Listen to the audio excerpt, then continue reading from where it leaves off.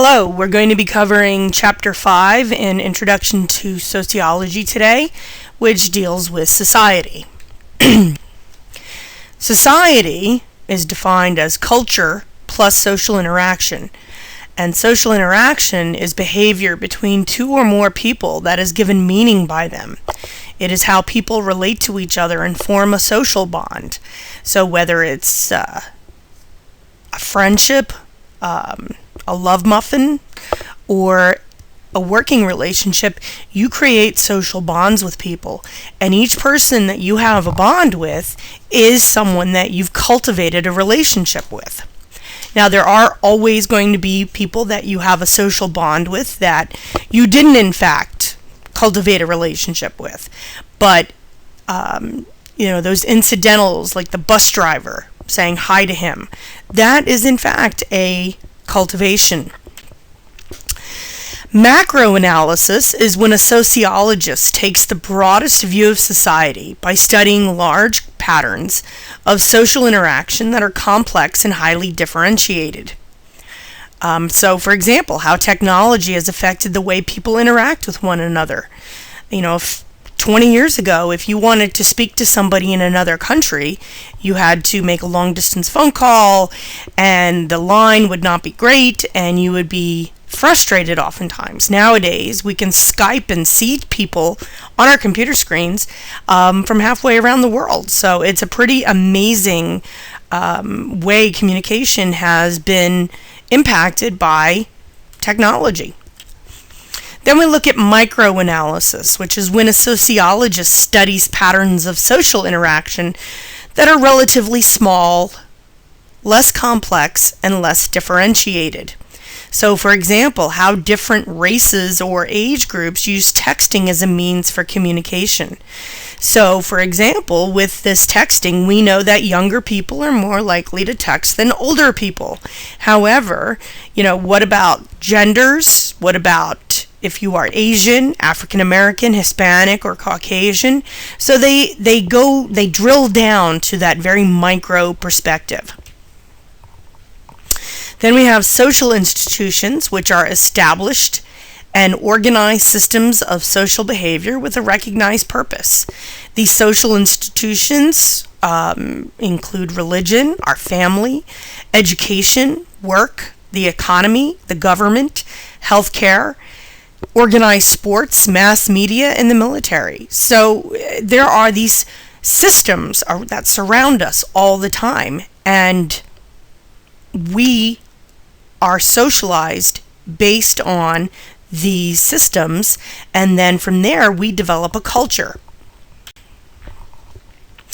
So then we get into social structures, which is the combination of both a social relationship and social institutions. And the most obvious example, of course, is social classes. So, and this is something that we've all kind of experienced, the very, very wealthy, the upper middle class, the middle class, and everyone else gets the bird dropping. So, this perspective is that the higher you are on that food chain, the less you have to deal with that the poor deal with. Then we have something called collective consciousness, and this is when the beliefs common to a community or society give people a sense of belonging and a feeling of moral obligation to its demands and values. And it stems from participation in our social institutions. So, for example, if you are very religious and you go to church several times a week, that consciousness of your faith-based social group is going to determine your moral obligation to its demands and values. So, if you're not a religious person, if your religion involves watching football for 12 hours on a Sunday, that is going to be your common belief and makes you have a sense of belonging. So now we're going to talk about the different types of societies that have evolved through the millennia of civilization. So we have pre-industrial societies, and that's basically all societies that existed before the 1800s. So we're going to go way, way, way back, about 5,000 years ago, to foraging societies. Their economic base was sustenance. They were dependent upon hunting and foraging. The social organization is that gender-determined social organization. The division of labor is not rigid, and little accumulation of wealth. So, because women were often pregnant, they were not expected to go outside of the home and do the heavy lifting, because their job was to have babies. And from there came the idea of them being housekeepers, staying in the house, doing the laundry, doing the cooking. Now, in modern day, we do have groups like the Pygmies of Central Africa, and there's some groups down in South America that still live in these kinds of societies. Technology has not hit them yet. They have not embraced the modern era. Still in our pre-industrial societies, after we get through with developing the idea of complex systems of male and female roles, then we move into pastoral societies, which are nomadic with a dependence on domesticated animals for money and food. This has a complex social system with the elite upper class, not cupper class, and greater role differentiation between the genders. And again, in modern times, we have the Bedouins of Africa and the Middle East who, ride around on their camels, and they make their money from sheep herding and their camels and working through the desert. So, even though a lot of these societies are very minute, if you go back 2,000 years ago, 3,000 years ago, these people were essentially living the same way as everyone else did. If you think about today, how we go out to Lancaster to see the Amish, and we are charmed by their riding around in buggies with horses, these are people who have rejected technology, and we as a society have embraced it. So of course it's fascinating for those of us who can't imagine living life without our car or our phone. Then we move into horticultural societies. These are marked by relatively permanent settlements and the production of domesticated crops. So you see this civilization emerging about 4,500 years ago in places like Mesopotamia and Egypt. And the idea here is the accumulation of wealth and elaborate divisions of labor with different occupation roles. So we begin to have specialization. Farmers, traders, craftsmen, priests, temple rulers, those kind of things. And again, in addition to the Mesopotamians and the Egyptians, we had the Aztecs of Mexico and the Incans in Peru. Then we move into what we would call the era of the Middle Ages and Renaissance in our society. And this is the agricultural society. The livelihood dependent upon elaborate and large-scale patterns of agriculture and increased use of technology in farming. Being able to water your plants when it's not raining became a huge major technology. Having the ability to utilize various genetic breeding programs. Even back in the day, they didn't even understand genes, but they understand that if they mixed plants together, they would get a different plant. The caste system develops that differentiates the elite and agricultural laborers, and this may include systems of slavery. So again, if you go back to this idea of the 1700s, 1800s, pre-Civil War American South, you had poor people, but you also had slaves. So there was, again, a different sense of social class. Your laborers were different than your slaves. Then we move into the 1800s, and we begin to see industrialization. The economic system becomes based on machinery and factories, and the economy is based on wage and cash. It becomes highly differentiated with a labor force, complex division of labor, and large formal organizations. So this is where you begin to see like Henry Ford's assembly line, where one person put one tire on a vehicle, and that's what they did all day, every day. Somebody else put the steering wheel in. Somebody else put the bumper on. So you see this very differentiated labor force. And this really reflects 19th and most of the 20th century in the United States and Europe. Then we move into what we are living in today, which is a post-industrial society. It is an information-based society in which technology plays a vital role in social organization. And in terms of social organization, education increasingly becomes important to the division of labor. So, it's been kind of a recognized adage that if you go to college and you get a degree, you're going to make more money than somebody who doesn't. So education has become almost like a new social class. And for poor people, they have to pay a lot of money for education. They don't necessarily get it for free or completely free. And as a consequence, a lot of kids come out of college owing thousands and thousands and thousands of dollars. So, in a sense, what we look at is we are giving up our debt-free status as young people in exchange for the potential of making way more money as we get older. And in a post-industrial society, that is seen as a good exchange. So let's look at some of the trends in cyber interaction. Men tend to use the internet more than women do. Men spend more time on the internet per session than women. Black women use the internet more than black men. Young women use the internet more than young men. Older men use the internet more than older women. Young men use the internet to make new friends, and young women use the internet to stay in touch with current friends. So these trends really reflect not just society as a whole, but how the various subgroups or subcultures within the larger technological culture have adopted and used the technology of our time. So then we're going to move on to groups, and groups interact and communicate with one another. They share goals and norms, and they have an awareness of themselves as a collective unit, a we, so to speak.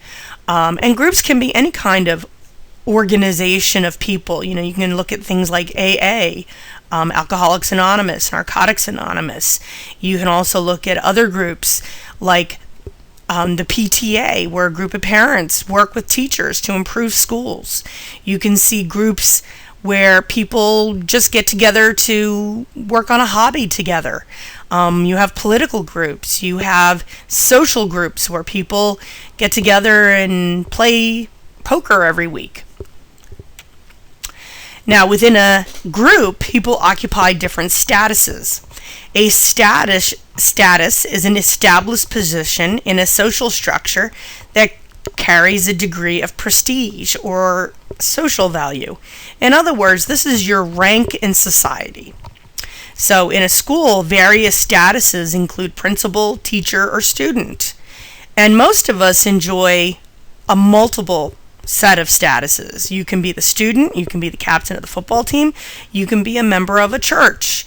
If you think about your own particular sense of status, most of you are the son or daughter of someone, you are a student, you are a resident of the tri-state area, whether you come from PA, New Jersey, or Delaware. And as you drill down through all of these statuses, you can get to the point where you can see exactly how somebody who doesn't necessarily know you could describe you based on how they've seen you interact in a group. Then we have something called status inconsistency, which exists when a person's various statuses bring different levels of prestige and often conflicting expectations. So, for example, many immigrants come to this country as doctors but cannot practice in the U.S., so they take lesser jobs like cafeteria workers or janitors. And this status inconsistency can lead to depression and stress. I mean, imagine you've gone to school, you've gotten your degrees, you've gotten your your licensing, and you come to a new country and they don't recognize any of that. And the only way you can get your credentials recognized is by paying a certain amount of money for someone to examine it, but first you have to come up with that money or you have to take a test. So it becomes a lot more complicated for somebody who has done all their work in another country. Roles are behaviors that others expect a person with a particular status. So for example, we see policemen, we have certain expectations of how they're going to behave. Same with a nurse or a professor.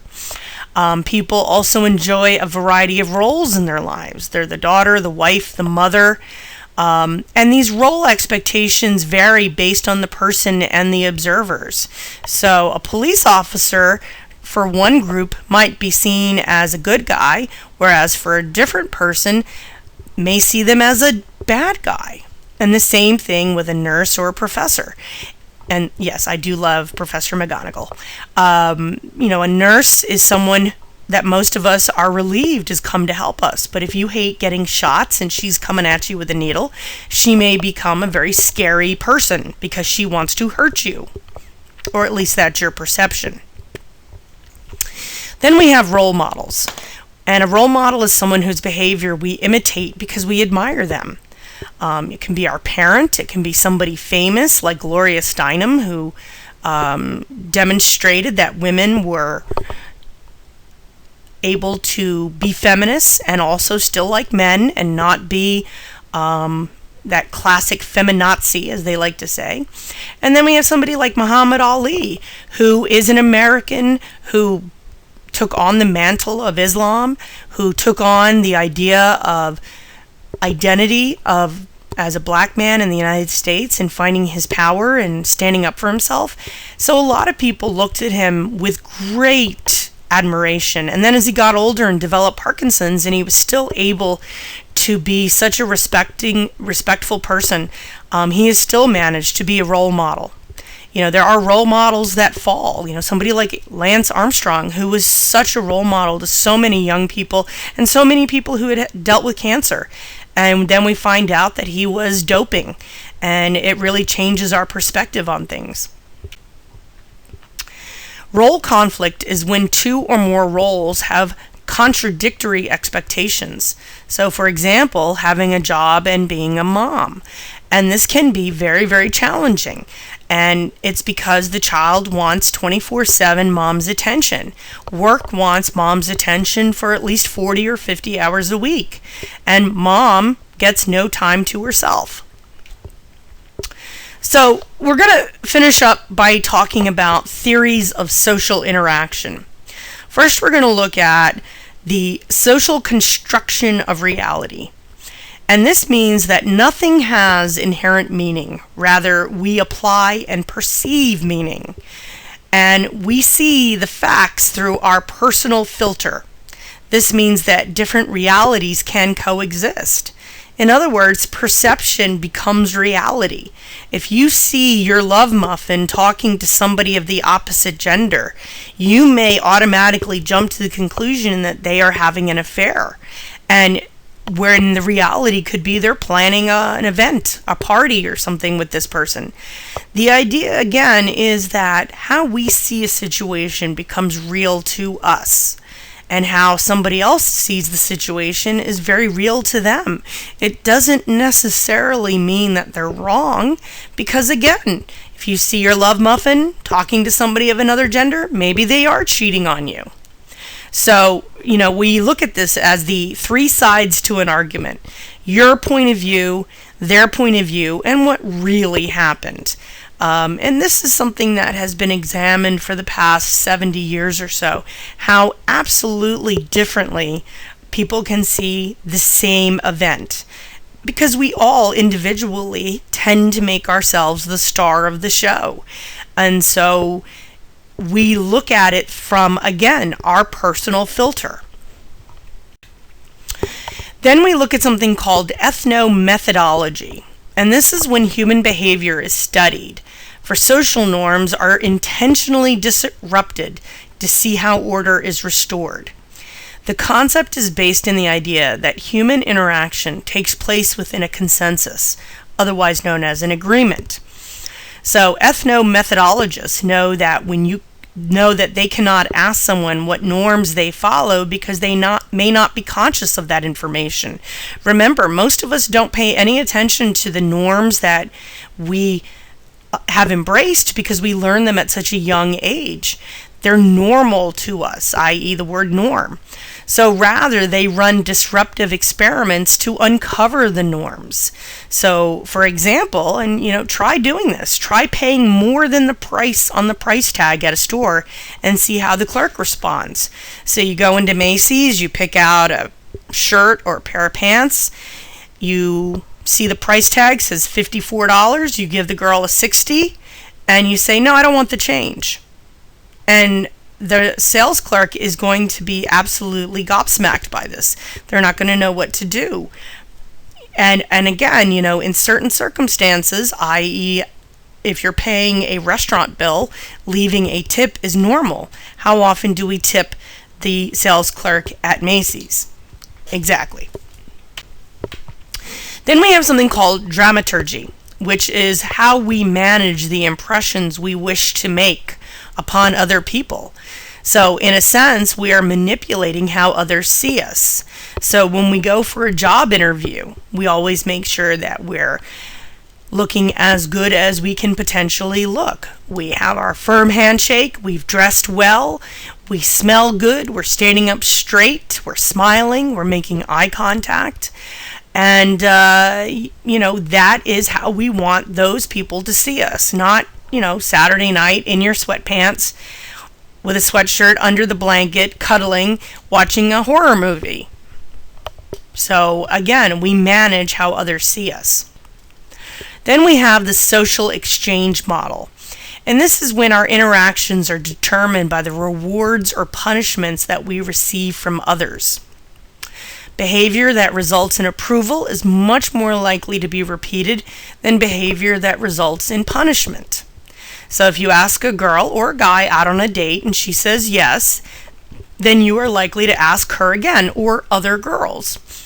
If you constantly get a no, it may inhibit you from even asking other girls or boys. So again, it's this idea of we, through positive feedback or negative feedback, encourage or discourage behaviors. Lastly, we have game theory. And this is a system in which people strategize winning and losing in their interactions with one another. So this ultimately means that social interaction is a game. And this game is how we feel a social interaction went. If you walk away feeling like, oh, I don't think I sounded very good. Think about a job interview. You did really poorly and they just didn't like you very much. You lost. Whereas if you go in and you have a great job interview and everything is rocking and they offer you the job, then you won. And this is in part developed by John Nash, who was a mathematician, and you might have seen the movie A Beautiful Mind. He was also schizophrenic, so things didn't work out for him so well. So that finishes chapter 5. If you have any questions, please text or email me, and have a great day. Thank you.